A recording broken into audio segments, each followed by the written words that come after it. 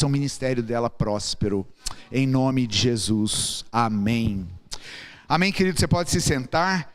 Se você deseja contribuir especificamente para missões, você pode, quando você fizer a sua oferta, indicar ali no Pix, ou então falar conosco, né? Pastor Éder e eu, pode falar conosco sobre a contribuição missionária, especificamente para a Dirce, ok? Amém, igreja, vamos lá? Animados com Jesus? Glória a Deus, né?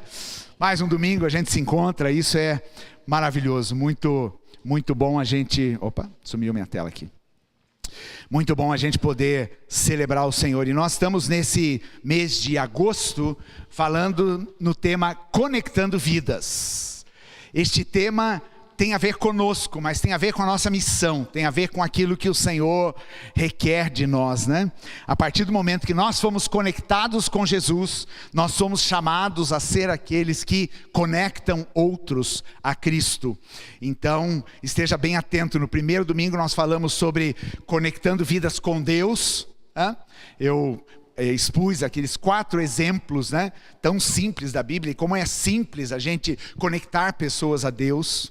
Semana passada nós ouvimos o Éder compartilhando sobre conectando as pessoas com a sua própria identidade, né?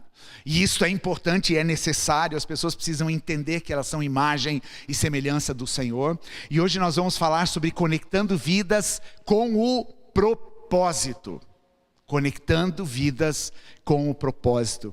E eu quero te convidar a você abrir aí a Bíblia, ou então você ler na TV aí, o texto de Efésios capítulo 2, verso 10. Efésios 2, 10.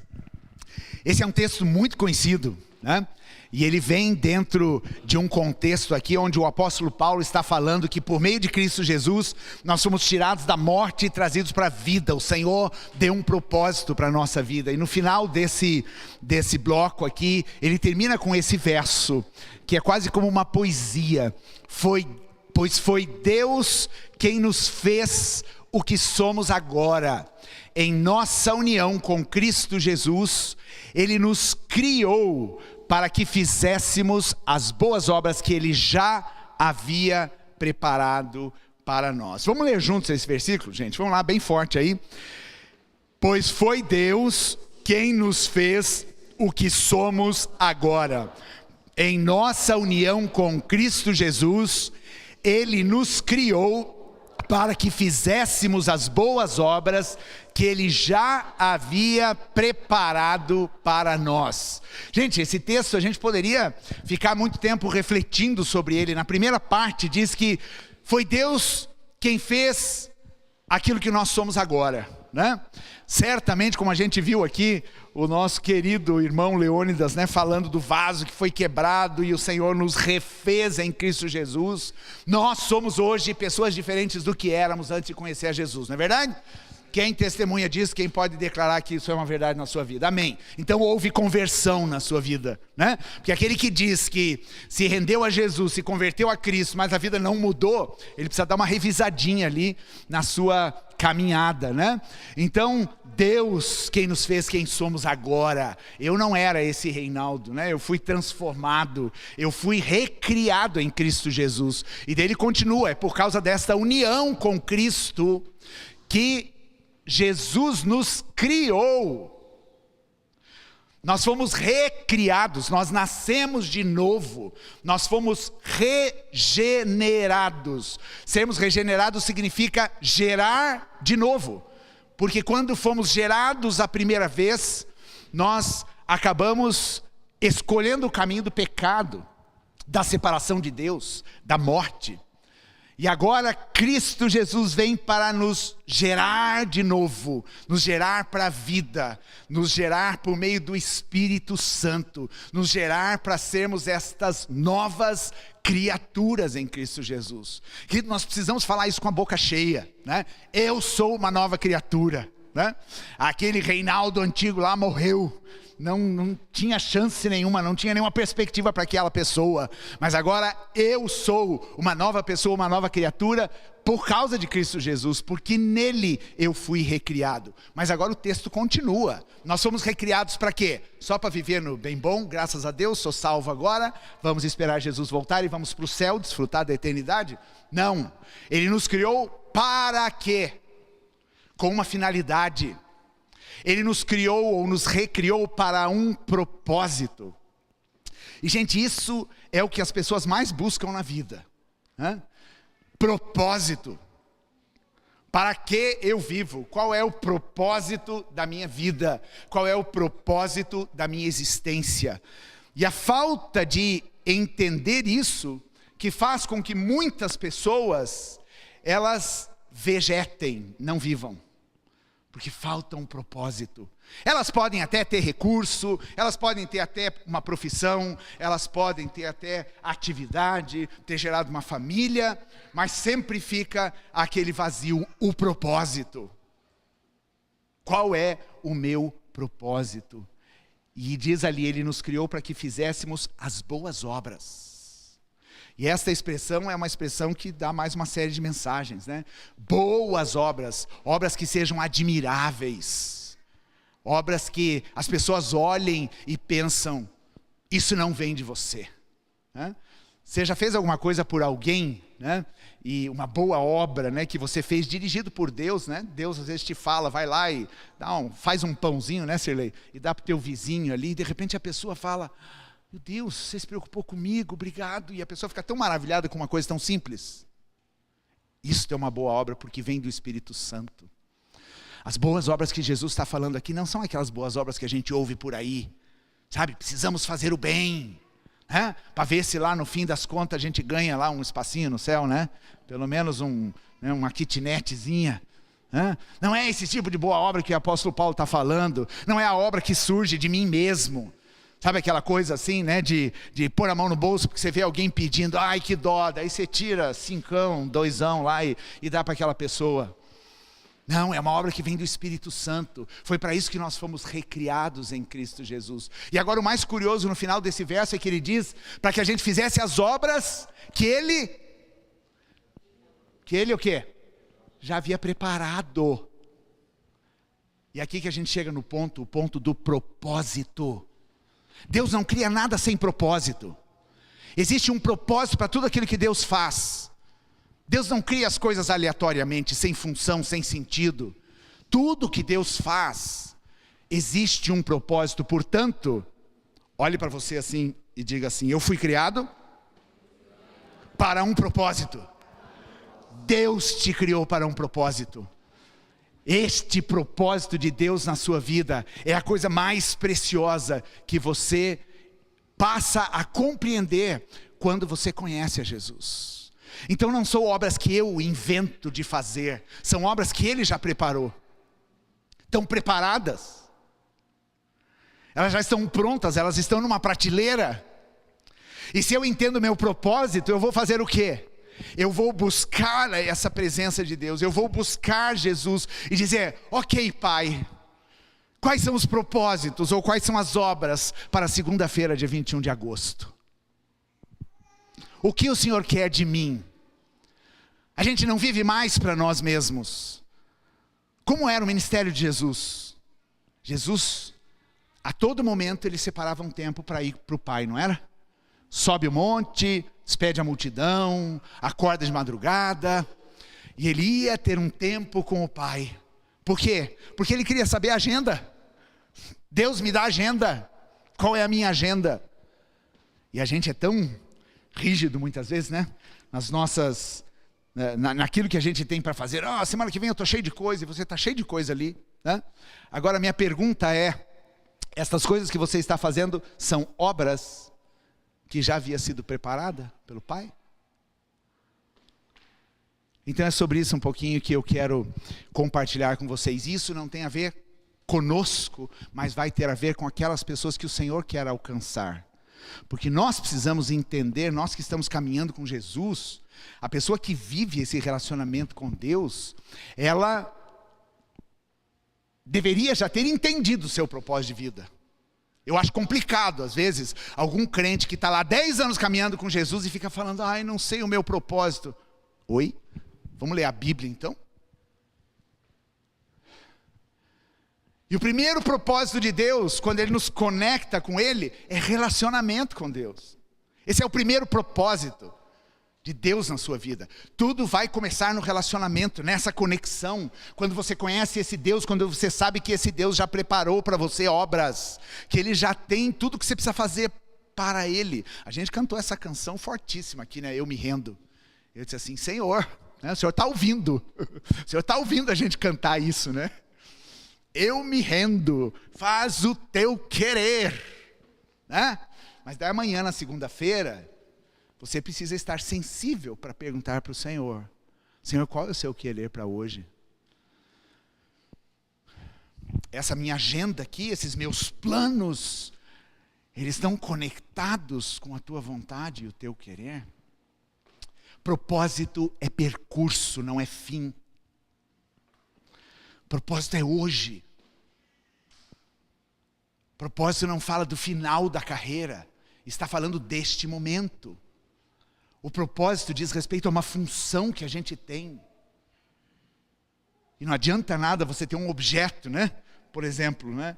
Você vai lá e compra um aparelho de televisão bonito e você deixa ele desligado. Porque você não quer gastar a televisão, né? Você quer que ela fique sempre bonita. Ela está cumprindo o seu propósito? Não! Serve para quê? Para nada.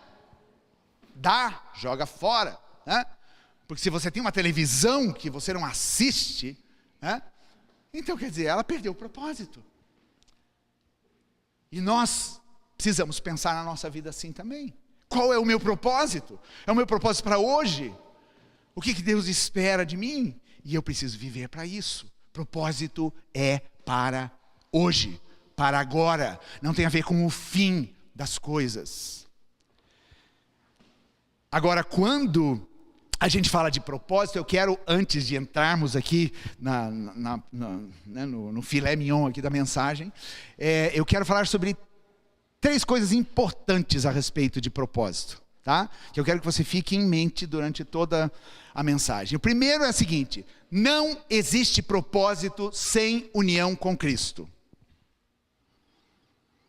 Ok? Não existe propósito sem você estar unido com Cristo, sem haver esta conexão. A pessoa que não conhece a Cristo e fica buscando o seu propósito de vida, ela sempre vai ficar girando em torno de si mesma. E ela nunca vai entender esse propósito. Porque o primeiro ponto é que eu preciso dessa conexão. Essa conexão precisa existir. A pessoa pode até tentar colocar alguns propósitos na vida, mas com certeza não será um propósito de Deus, do Criador. E quem cria sabe muito bem o porquê Ele criou, não é verdade?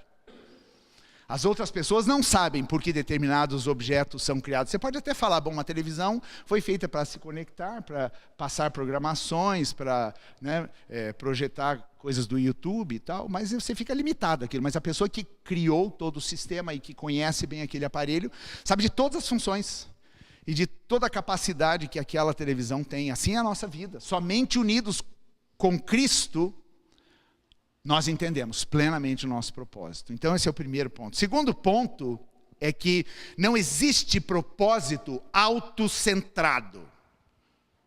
Não existe aquela coisa assim, estou buscando o meu propósito. Sempre quando a gente fala de propósito de Deus para a nossa vida, esse propósito vai envolver o outro. Certo? Deus nos criou para sermos um canal de bênção na vida de outros. Tem muita gente que está buscando propósito em torno de si mesmo. Estou arrumando meu propósito porque eu quero ganhar mais dinheiro, porque eu quero, né, ascender na minha profissão, porque eu quero ser promovido, né? E você está girando em torno disso. Não há nenhum mal de você buscar essas coisas. Mas se este propósito começa e termina em você mesmo, esse propósito não é de Deus. Porque o propósito de Deus tem a ver com os outros.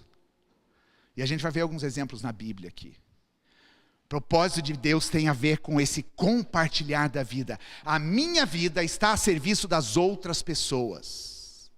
Nós precisamos pensar assim.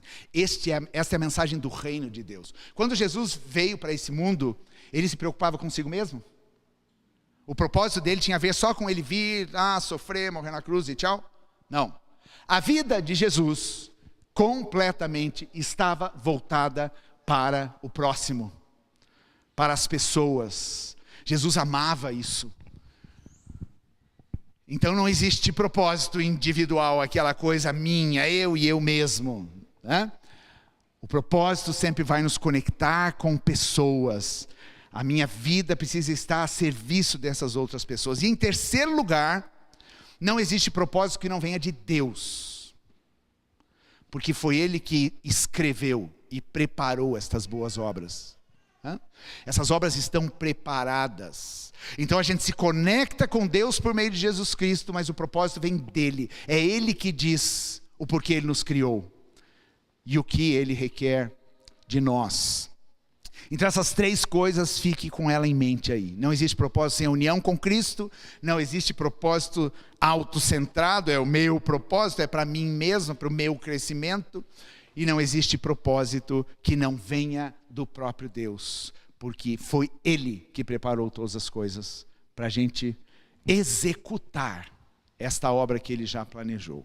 Agora eu pensei em três histórias, né? Como eu preguei lá na primeira mensagem da série, agora eu selecionei três histórias que contam conexões com um propósito. E gente, a Bíblia é fantástica, tem umas coisas maravilhosas aqui, que falam como Deus olha para pessoas e escolhe pessoas e muda o rumo da vida dessas pessoas para cumprir um propósito que Ele tinha a respeito daquela pessoa. Um propósito que a pessoa muitas vezes nem sonhava. E assim é comigo e com você também, mas nós não estamos falando da gente. Tá? Deus tem propósito para a minha vida que eu nunca sonhei, que eu nunca pensei. A primeira história que eu quero contar aqui é a história de uma mulher chamada Raabe. E Raabe tem uma história bem interessante. E a história de Raabe está contada lá em Josué capítulo 2. Raabe, ela morava na cidade de Jericó. E vamos ler o primeiro versículo aqui. Você pode ler a história dela inteira, aparece no 2, no 3 e no 6 volta a aparecer a história de Raabe. Olha aqui, do acampamento do Vale das Acácias, Josué mandou secretamente 2 espiões com a seguinte ordem. Tá? Então aqui era o momento da tomada da terra prometida. Estava lá o povo todo e a ordem foi 2 espias para entrar em Jericó, para conseguir ver como que era o contexto da cidade, né? E para receberem a estratégia de Deus para conquistar a primeira cidade da terra prometida. Jericó foi a primeira cidade da terra prometida a ser conquistada. Daí a ordem foi, examinem bem a terra, especialmente a cidade de Jericó, que era uma cidade muito fortificada. Então eles entraram na casa de uma... Mais forte, gente. Entraram na casa de uma prostituta, chamada Raabe, e se hospedaram ali. Então aqui começa a contar a história daquela mulher. Pense aí como deveria ser a vida da Raabe. Era para aquilo que ela estava vivendo. Será que ela tinha sido criada por Deus para viver dessa forma? Sim ou não? Certamente não. E aqui começa uma história. O que a Raabe faz? Raabe acolhe aqueles 2 espias na sua casa. E qual era o propósito de Deus para Raabe? Em primeiro lugar, o propósito de Deus para Raabe era mudar o curso da história dela. É para que Raabe deixasse de ser uma mulher sem identidade, uma mulher sofrida, uma mulher que estava vivendo como um objeto de mão em mão dos homens daquela cidade. E pudesse se conectar com um propósito verdadeiro. Mas o que Deus tinha em mente para Raabe era muito mais do que ela pudesse imaginar. E daí a história vai contar que aqueles 2 espias entraram na casa de Raabe e ficaram ali. De repente na cidade ficaram sabendo que aquela mulher havia hospedado 2 espias de Israel. O que o pessoal pensou? Os espias vieram aqui, dar uma olhada na cidade, estão lá na casa de Raabe, né? Fazendo o quê? né? E daí então decidiram ir atrás, porque se preocuparam. E daí Raabe escondeu esses 2 espias, eles desceram pelo muro da cidade, porque a casa dela era no muro da cidade. Desceram pelo muro da cidade, e daí eles foram embora ilesos. Mas aconteceu uma história muito interessante aqui, porque Raabe, ela começou a conversar com aqueles espias e falou o seguinte para eles: o povo desta cidade está morrendo de medo de vocês, porque a gente tem ouvido falar o que esse Deus de vocês tem feito na história, e como esse Deus libertou. E eu peço para vocês o seguinte: que vocês possam me salvar, a mim e a minha família, quando vocês vierem tomar essa cidade. O que será que essa Raabe estava buscando? Sair da vida que ela tinha.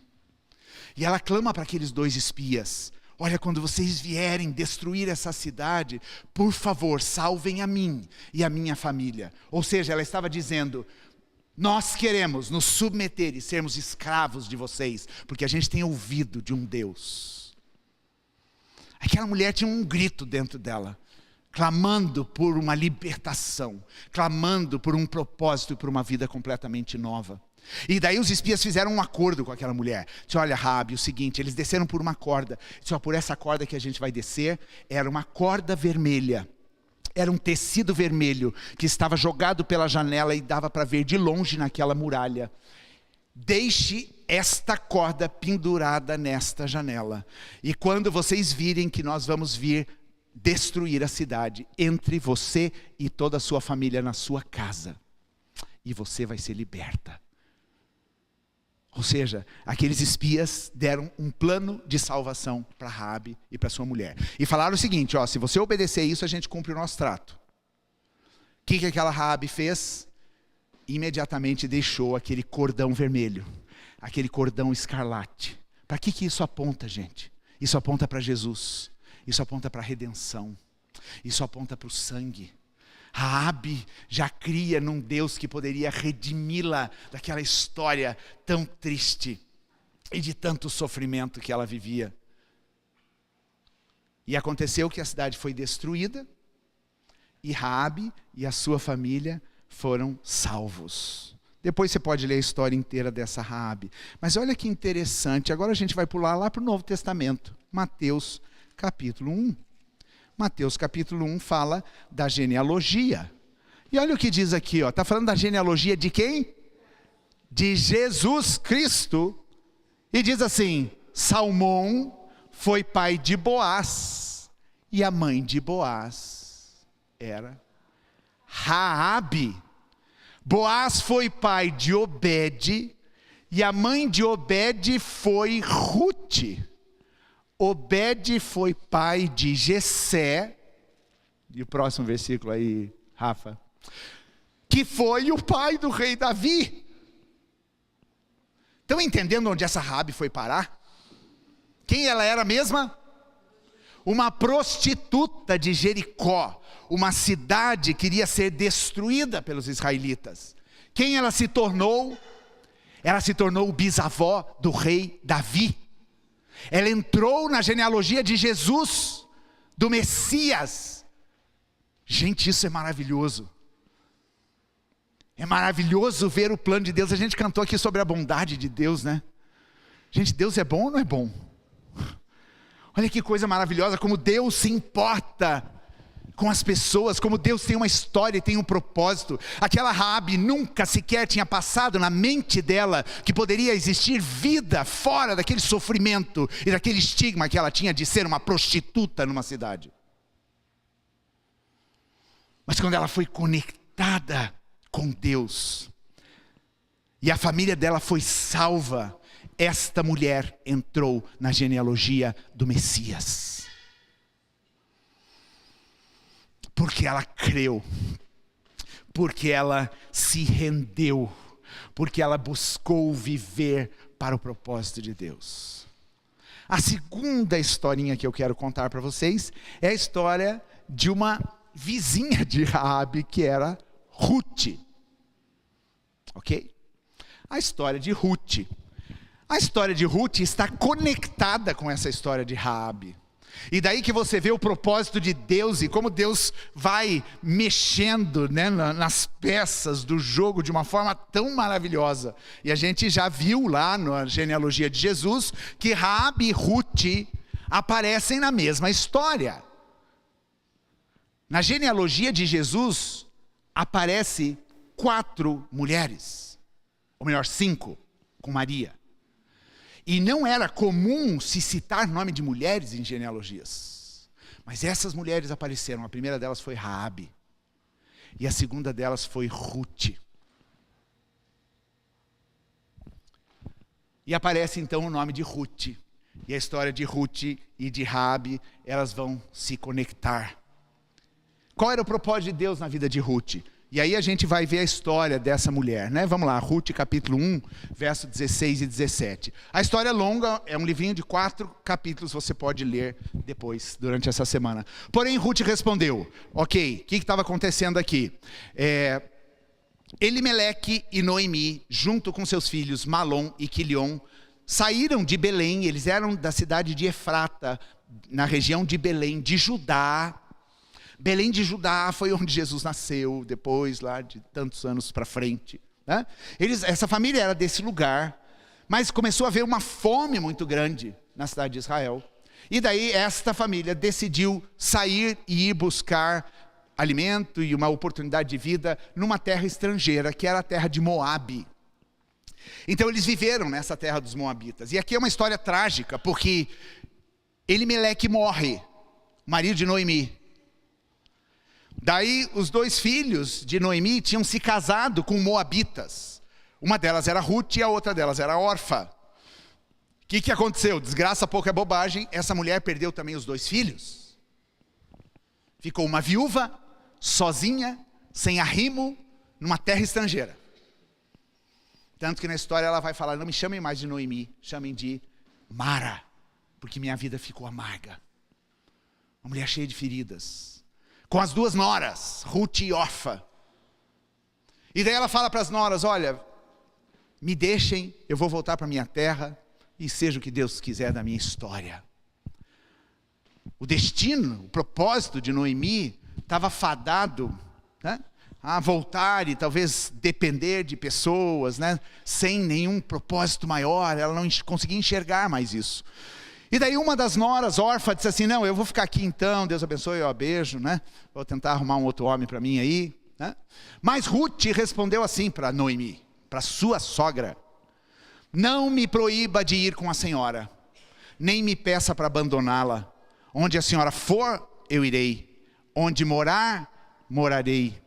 O seu povo será o meu povo, e o seu Deus será o meu Deus. Gente, da onde que essa mulher veio com essa declaração aqui? Era uma estrangeira. Mas certamente ela havia conhecido as histórias do Deus de Israel por meio desta família.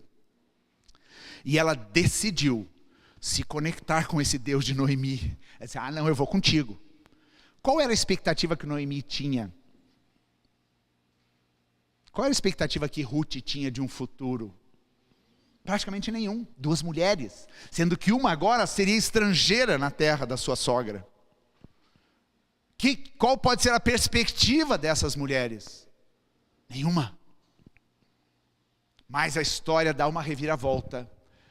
E Ruth acaba se casando com um parente do marido de Noemi, chamado Boaz. Esse Boaz olha essa menina e ele fala, não, essa é minha. Ele vai lá e fazem todos os ritos, né? Porque ele, como família do falecido, ele tinha direito a desposar a viúva. Era a lei chamada lei do levirato. Então ele tinha esse direito. E ele diz, não, eu quero casar com Ruth. E daí o que acontece? Ruth tem uma perspectiva de vida. E ela diz, que bom, porque agora minha sogra não vai ficar desamparada. Porque eu vou me casar com Boaz. Boaz é um homem rico. E ele vai nos dar uma descendência. Só que Ruth não sabia que a descendência dela ia parar também na história de Jesus. E ela muito menos sabia que ela seria a avó do rei Davi. Uma mulher estrangeira, uma moabita, avó de Davi. Ruth e Boaz geraram Obed, Obed gerou Jessé, e Jessé gerou Davi. E deu o nominho dessa Ruth, não foi esquecido em toda a história, porque ele foi parar lá na genealogia de Jesus. Agora houve uma declaração de propósito sobre a vida de Ruth. Vamos ler lá em Ruth 4, 13 e 17. Olha aqui, ó. Então Boaz levou Ruth para casa, quando ele acertou todos os arranjos lá, né, para poder tomá-la como mulher. Boaz levou Ruth para casa para ser a sua mulher. Eles tiveram relações e o Senhor deu a Ruth a benção de ficar grávida. E ela deu à luz um filho. E as mulheres disseram a Noemi, olha o que é, ou melhor, né? Veja aqui o que essas mulheres falaram para Noemi, para a sogra, que agora ia ser avó, que não tinha perspectiva de nada na vida, ela vai ser avó agora. Louvado seja o Senhor, que lhe deu hoje um neto para cuidar de você, que este menino venha a ser famoso em Israel, que ele seja um consolo para o seu coração e lhe dê segurança na velhice. A sua nora, a mãe do menino, a ama e ela vale para você mais do que 7 filhos. Noemi pegou o menino no colo e cuidou dele. Ao vê-lo, as mulheres da vizinhança diziam, nasceu um filho para Noemi e lhe deram o nome de Obed. Obed veio ser o pai de Jessé, que foi o pai do rei Davi. Que mudança de chave, hein? Mais uma história trágica, com um fim que poderia ser terrível e muito triste, sem nenhuma perspectiva, mas o propósito de Deus se estabelece na vida de Noemi e na vida de Ruth. E Deus vira a mesa. Será que Deus não pode virar a mesa e mostrar e revelar o seu propósito para tanta gente que está aqui ao nosso redor e não conhece a Ele? Pessoas que talvez estejam com a vida desgraçada, no sentido literal. Pessoas que talvez ninguém dê nada. Prostitutas, viciados, corruptos, homicidas, sei lá o quê. Estrangeiros, ou seja, estão distantes do povo de Deus. Que propósito Deus tem para essas pessoas quando elas se conectarem com Jesus Cristo? Daí a gente vai para a terceira historinha e daí a gente vai lá para o Novo Testamento, porque a gente tem que mostrar alguma coisa no Novo Testamento também. E a gente vai para a história de um jovem muito religioso, um jovem que era muito zeloso pelas coisas de Deus, a ponto de fazer guerra por causa do nome de Deus e de defender a sua lei e a sua religião. Um homem que se tornou o perseguidor da igreja, e esse homem se chamava Saulo de Tarso. Saulo, ele tinha um prazer nas coisas de Deus. Ele achava que ele tinha encontrado o propósito dele. Você é um guerreiro, você é um lutador, né? Vou defender a lei de Deus. E ele se enfurnou na religião judaica, né? E ele se tornou um fariseu, um mestre, um conhecedor da lei. E daí, quando o evangelho começa a ser pregado, ele se constituiu o principal perseguidor da igreja de Jesus Cristo. Não entendia nada, o propósito dele estava todo equivocado. Ele estava fazendo na força dele uma coisa que não estava nos desígnios de Deus. E este Saulo estava vivendo a vida dele. Vamos ler um verso que tem lá em Atos, capítulo 20, verso 24. Eu amo esse versículo. Isso aqui já é uma fase bem adiantada da vida do apóstolo Paulo. Ele já estava indo para Roma para ser preso, né? E depois de alguns anos aqui ele acaba sendo decapitado. Olha o que ele diz, a declaração que ele dá quando ele está ali reunido com os presbíteros da igreja de Éfeso, já voltando para Jerusalém, e todo mundo com medo, porque sabiam que ele ia pagar um preço alto por pregar o evangelho. Eu penso aqui, essa aqui deve ser uma declaração de vida de todo aquele que entende o seu propósito e crê em Jesus.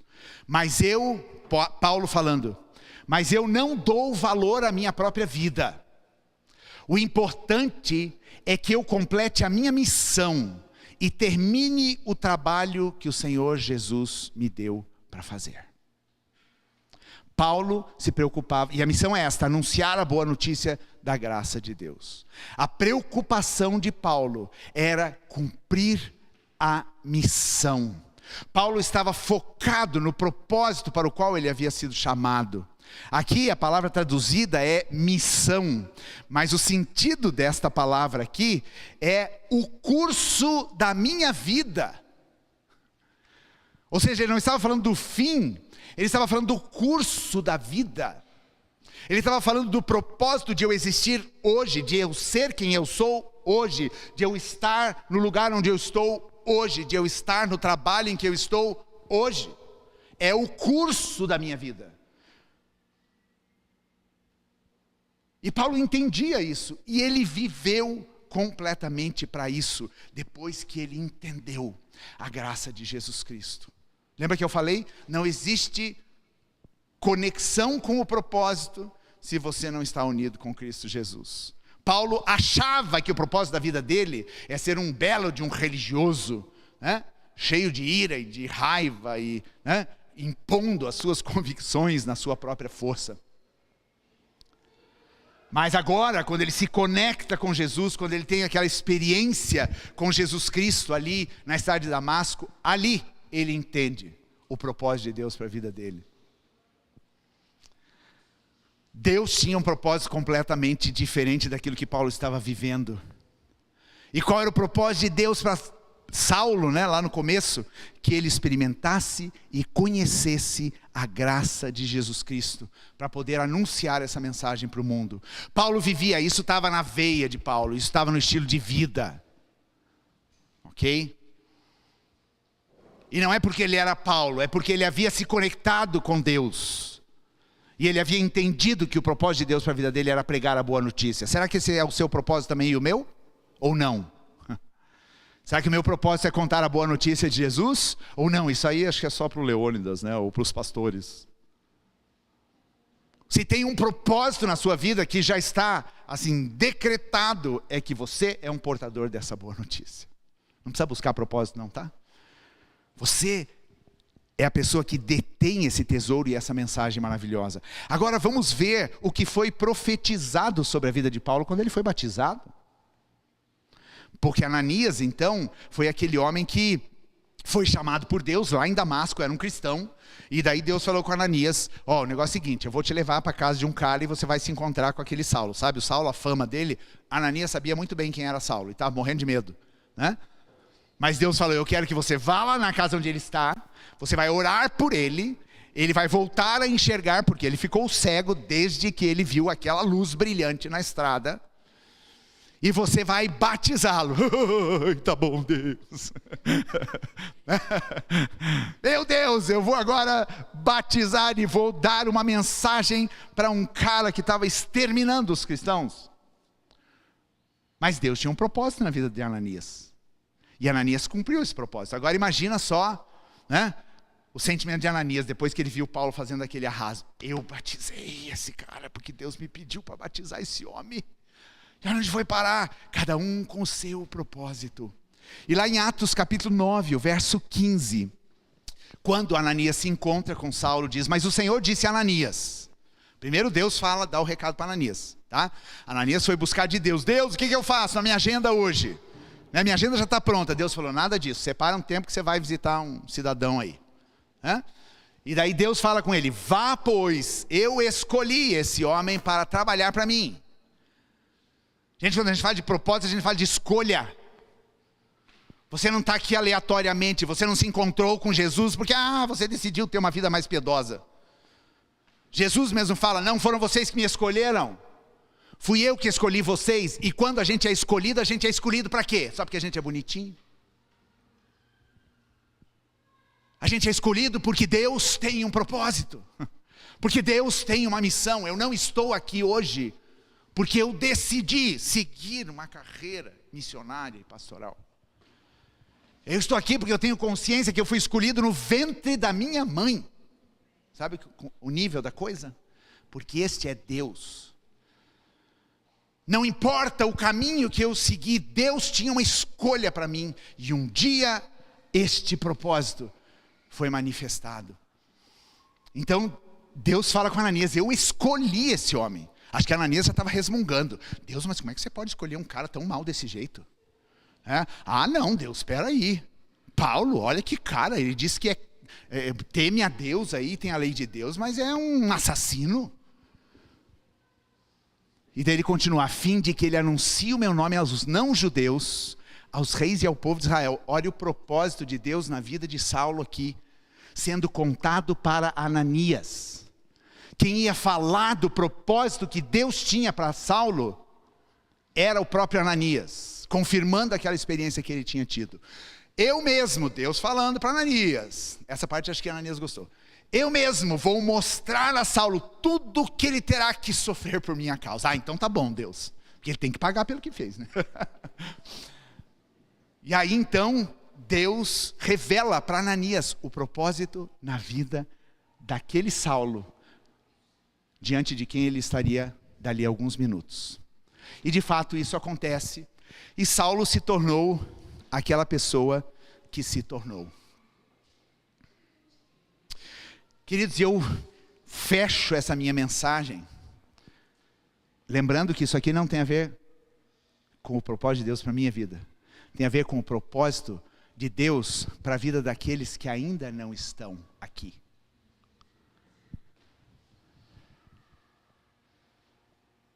E o teu olhar para com aquelas pessoas que talvez tenham uma vida que você reprove,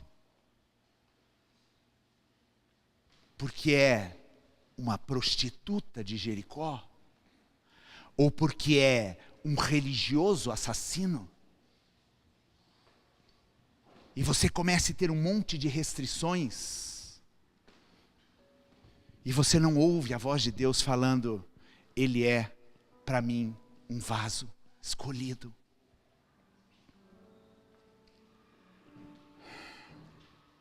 Quanta gente aqui nessa cidade, que estão perto da gente aqui, que estão vivendo na angústia, que estão vivendo nos sofrimentos da vida, que não entendem o seu propósito, que não se conectaram com Jesus, que talvez estão pedindo: por favor, me salve.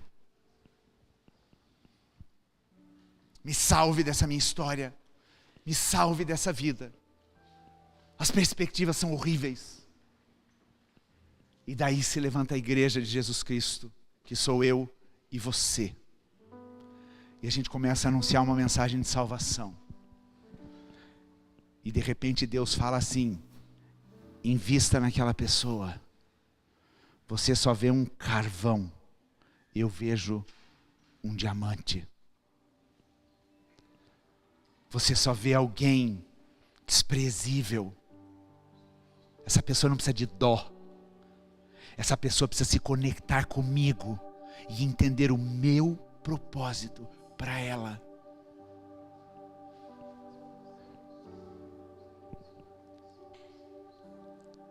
Pensando na história de Saulo, teve uma pessoa, depois de Ananias, quando Saulo veio para Jerusalém, teve uma pessoa que agarrou em Saulo. E essa pessoa foi Barnabé. Barnabé, que era o homem de encorajamento. Quando ninguém estava crendo na conversão daquele fariseu homicida, Barnabé diz: eu acredito. E eu vou investir na vida deste homem. Barnabé quase não aparece na Bíblia. O nome dele pouco é citado. Mas ele conectou aqui com Saulo e disse: eu acredito no propósito de Deus para você. Porque Deus falou que ele vai te levantar e você vai pregar para reis. Você vai pregar o evangelho por essas nações. Você vai testemunhar diante de governantes. Eu acredito nesse propósito. Você enxerga as pessoas com esse olhar? Com esse olhar de Deus: eu escolhi, eu criei para um propósito. E essa pessoa está na sarjeta. Essa pessoa está na lama. Ela pode estar muito bem, cheia de grana, com uma posição social maravilhosa, morando numa casa bem bacana, mas na sarjeta espiritual, uma vida toda arrebentada, um casamento destruído, com filhos destruídos, com família destruída, com a sua própria vida destruída, aguardando 2 espias, aguardando uma Noemi que fale desse Deus, aguardando um Ananias que diga: Deus me falou que você é um escolhido dele.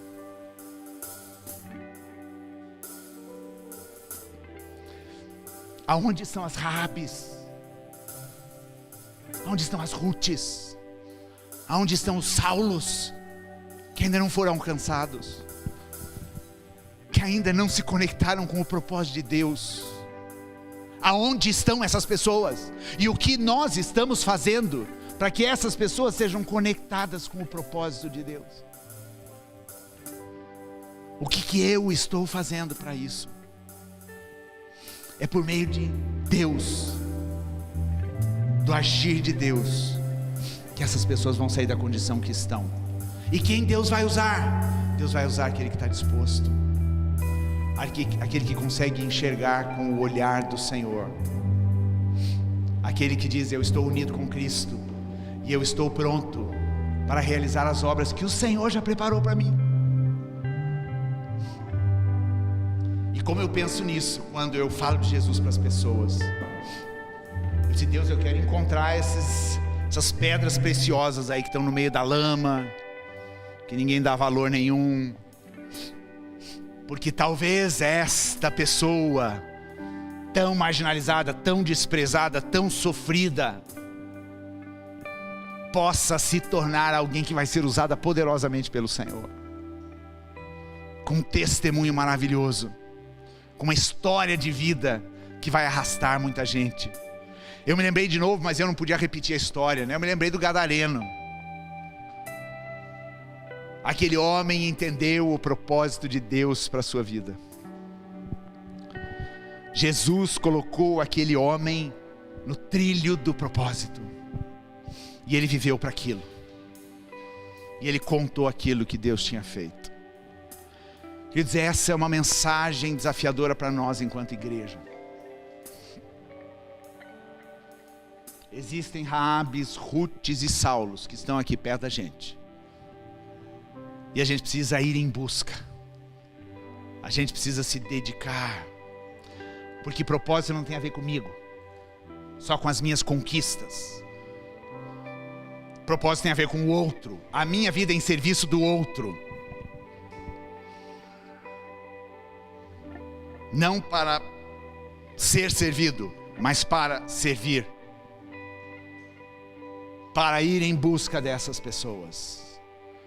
Querido, sinceramente, se a igreja não vive esta mensagem, eu me pergunto: para que a gente existe? Se eu não vivo essa mensagem na minha vida, eu existo para quê? Para vir ao culto aos domingos? Para participar de uma célula? Para ajudar em algum ministério da igreja? Vamos ficar em pé e comece a pensar na sua agenda, porque a Bíblia me diz que Ele preparou as boas obras para você fazer, e as obras que Deus preparou para Noeli fazer, a Priscila não vai fazer, porque são para Noeli. É o propósito de Deus para Noeli. Aquilo que Deus preparou para o Emerson, as boas obras que já foram escritas e já estão preparadas, tudo na prateleirinha, tudo empacotadinho aqui. Não é o Pablo que vai realizar, porque Deus tem um propósito para cada um de nós. E o propósito de Deus é fazer com que a gente conecte vidas com o propósito deles. Com o propósito deles. Então não seja tão fechado aí na tua agenda, tá? Dá um espacinho. Se você quer viver isso, Dá um espacinho para o Senhor. E pergunte, Senhor, quais são as obras preparadas para mim para hoje? E se torne uma resposta de Deus. Deus precisou dos espias, e esses 2 espias podem estar aqui entre nós hoje, para resgatar uma prostituta. Deus precisou de uma família que foi até Moabe, e talvez essa família está aqui hoje, que precisa ir para um outro lugar, para alcançar alguém. Deus precisou de um Ananias que tivesse coragem para enfrentar o Saulo. Talvez os Ananias estejam aqui e digam para o Senhor, Senhor, eu estou disposto. Então é uma questão de entender o seu propósito e servir para o propósito do outro. Vamos orar. E ora aí, dê a sua resposta para Deus, tá? O Dr. Cho, o pastor daquela grande igreja da Coreia, Po Yang Cho, ele dizia o seguinte: nós nunca podemos terminar uma celebração e depois de entregarmos uma mensagem sem darmos a oportunidade das pessoas responderem isso para Deus. Eu preciso responder isso para Deus, e você precisa responder isso para Deus. E Deus fica assim: e aí, filho? Qual é a sua resposta? Então responda você e para Ele, porque Ele quer ouvir a sua voz. Obrigado, Jesus, por esse tempo, por essa palavra, por esse momento de adoração. Obrigado por essas histórias. Obrigado, Jesus, porque o Senhor é um Deus de propósitos, e esses propósitos têm sido realizados na nossa vida. Pai amado, que agora que nós estamos conectados contigo por meio de Jesus Cristo, agora que nós nos liberamos para sermos usados na vida de outras pessoas, agora que nós entendemos que o propósito vem unicamente de Deus para a vida daqueles que o Senhor ama, que a gente possa dizer o sim para o Senhor, que a gente possa dizer, Senhor, eis-me aqui, conta comigo. Eu quero ir atrás dessas Raabes, eu quero buscar essas Rutes, eu quero ir e me encontrar com estes Saulos.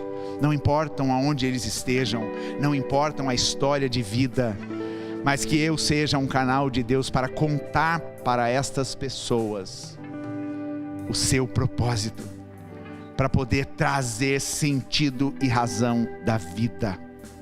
Foi para isso que o Senhor nos chamou como igreja, e que a gente possa ser efetivo, e que o Senhor encontre aqui nessa manhã muitos corações abertos e dispostos.